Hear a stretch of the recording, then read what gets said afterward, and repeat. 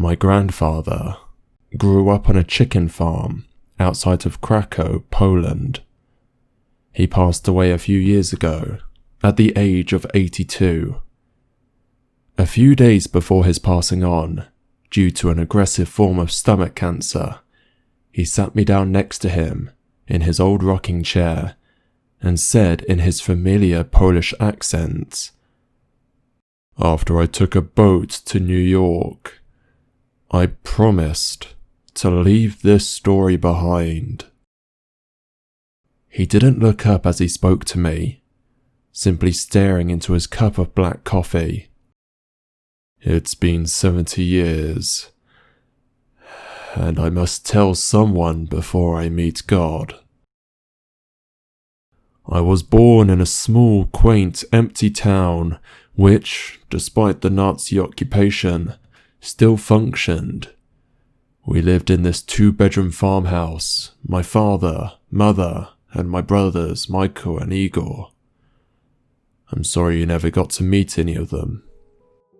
Anyway, Michael and Igor were twins, identical twins actually, and we had heard rumours about the Nazi fascination with identical twins.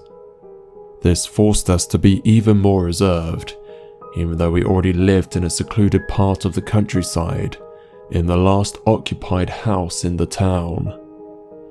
In order to avoid going to the occupied towns, we basically only ate chickens and eggs for every meal, and whatever else Mama could gather up from the garden. It was lonely, but we survived. The thing that was most difficult for me was the fact that I had to sleep in the basement. Due to Michael and Igor being toddlers, they required my father and mother's attention. The basement was cold with only a small window, and the moonlight was the only light I got. Because of this, I always delayed going down there until I was absolutely exhausted, so I wouldn't have to lie there awake. On the nights that I couldn't manage to sleep, I would look out the window, which gave me a small view of the garden and the large, abandoned water well. This was my daily activity throughout those lonely, war-torn nights. In general, it was boring and uneventful, but occasionally I would catch a glimpse of a family or even just a man or two lovers sneaking their way through our garden, up to our front door. They always looked rushed and frightened, and sometimes wore tattered uniforms. What would follow were horrible sounds of the banging and pleadings for whoever lived upon there to open up, followed by an argument between my father and my mother over whether or not we should let them in. He moved in the chair and adjusted himself. "You see, son, we didn't know it, well, at least I didn't, that we lived fairly close to the Auschwitz concentration camp, and that those people were escapees." "Well, did your father let them in?" I asked, impatiently. "Never," he said. "It would have been a death sentence for them as well as for us. The Nazis didn't like Poles, but they tolerated us, and it was easier to hide Michael or Igor than an entire family. My father did what he had to do in order to keep his family alive." As the war went on, fewer and fewer people began showing up in the middle of the night.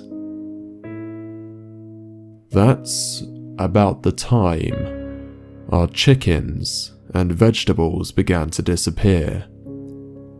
Losing our only supply of food would not have been tolerable, and at that point, my father suspected it was the escapees.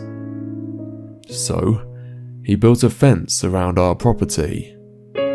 Despite this, the chickens continued to disappear. They weren't killed, they were simply gone, just vanished from their cages and pens. One night, I decided to stay up myself in order to see if I could find out the answer. I battled my tiredness until the wee hours of the morning, and despite the poor lighting and rain, I caught a glimpse of what seemed to be a human figure run across the garden. I rushed upstairs to tell my father, and he ran outside with a knife, the best home defense weapon we could afford. But we found nothing. No one. The next day we did find something though. Footprints leading from the chicken cages to the water well. They were made in the wet mud from the rain, and they were of bare feet. No shoes, no socks, just feet. My father had mercy on the man who was trying to find refuge and left him a note indicating that he had 2 days to leave, and then he would begin to seal the well. I waited impatiently for my father to tell me about the fate of the man. The following night, I got the idea to take a blanket down the well, since winter was creeping in. I waited until my parents were asleep and snuck outside. I shouted something friendly down the well, indicating to the poor man that my intentions were benign, and I began my descent, clinging hand and foot to the pegs attached to the stones. As I neared the bottom, I smelled something absolutely horrific, and I pulled my father's flashlight from my pocket to try and shine it down on the man. It was then when I came to the realization of just how large the well was, having been used to supply water for the entire town and its families in the past, families which no longer remained. But I found no man, only a hole, a gap in the stone, where the wall of the well had collapsed, opening up into some type of crevice only 2 meters wide and 3 meters deep and tall. Inside sat not a man, but an entire family, of which only a skeleton-like creature survived. The light reflected off its sunken eyes and grey skin, blood covered its face, and chicken carcasses were strewn everywhere.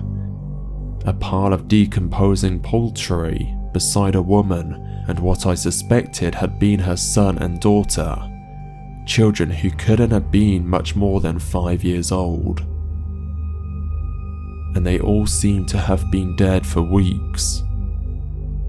The man, if he could even be called that, just gazed at the light, and I stared back, incapable of breaking his stare. I did not feel threatened by him, for he lacked any aggression whatsoever. He simply crouched, motionlessly, without a sound, next to the putrefying bodies of his loved ones and the chickens that must have been his only source of water, as their meat was uneaten. He was empty, devoid of whatever in us makes us human. He should have realized that the members of his family had died long ago, but he was still bringing food for their corpses. He couldn't accept it. He did finally turn his head though, when I shone the light back on the corpse of his daughter. He stared at her and sat down closer to her. "You can leave now," I said to him. "I'll open the gates so you can escape. My father will seal the well in the morning. Please, leave now." My young voice and advice seemed to have no effect on him. At that moment, I decided it would be better for me to just climb back up the well and leave, and hoped the man would follow and escape. As I began my climb, I shone the light on him one final time. I saw a tear fall from his eye. He had become a man once again. He was only able to break free from the delusion after seeing the body of his daughter, which had until that time been obscured by the darkness. He realized then that he had been bringing food not to his family, but to corpses. That night, it rained again.